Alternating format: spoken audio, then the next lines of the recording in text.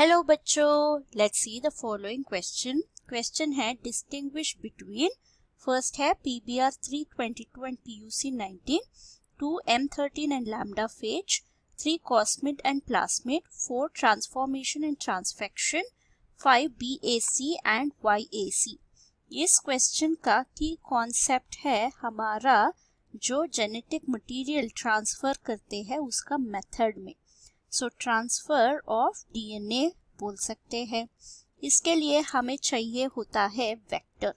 So vector एक career की तरह एक्ट करता है।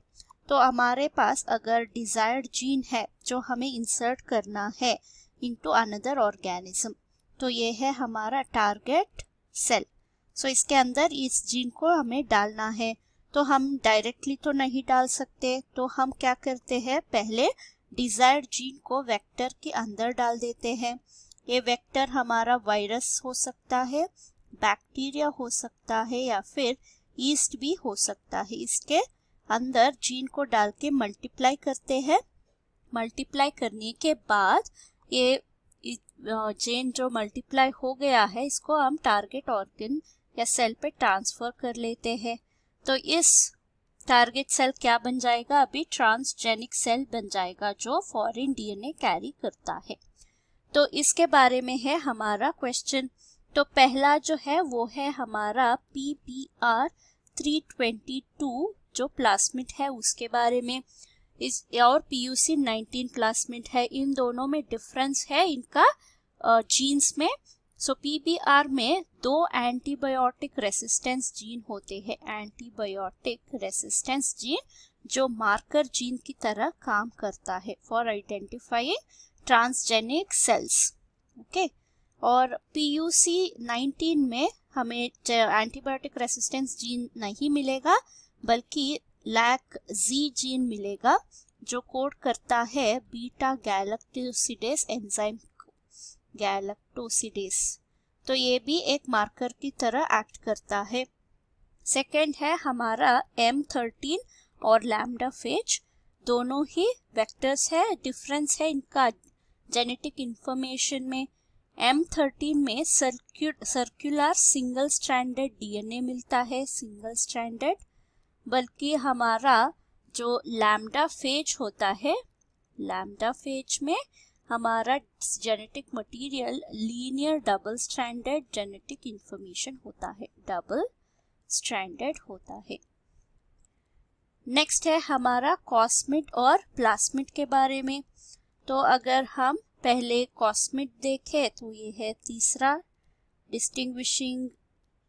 कॉस्मिड जो होता है ये प्लास्मिड का फीचर रखता है, फीचर ऑफ प्लास्मिड प्लस इसका स्पेशल फीचर भी होता है, feature of plasmid plus cos sites होता है, cos sites of phase lambda, phase lambda का कॉस साइट भी होता है।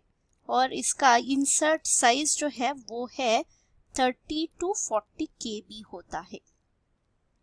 बल्कि हमारा दूसरा जो है वो है प्लास्मिड। प्लास्मिड एक सर्कुलर एक्स्ट्रा क्रोमोसोमल DNA होता है, स्मॉल सर्कुलर एक्स्ट्रा क्रोमोसोमल मतलब बैक्टीरिया में जो भी सर्कुलर DNA मिलता है उसके अलावा भी एक और सेल्फ रेप्लिकेटिंग DNA है, वो है प्लास्मिड। इसका जो साइज होता है इंसर्ट साइज वो है 0.5 to 8 KB। सो ये बहुत ही स्मॉल होता है कंपेयर टू कॉस्मिड। और फोर्थ जो है वो है ट्रांसफॉर्मेशन और ट्रांसफेक्शन।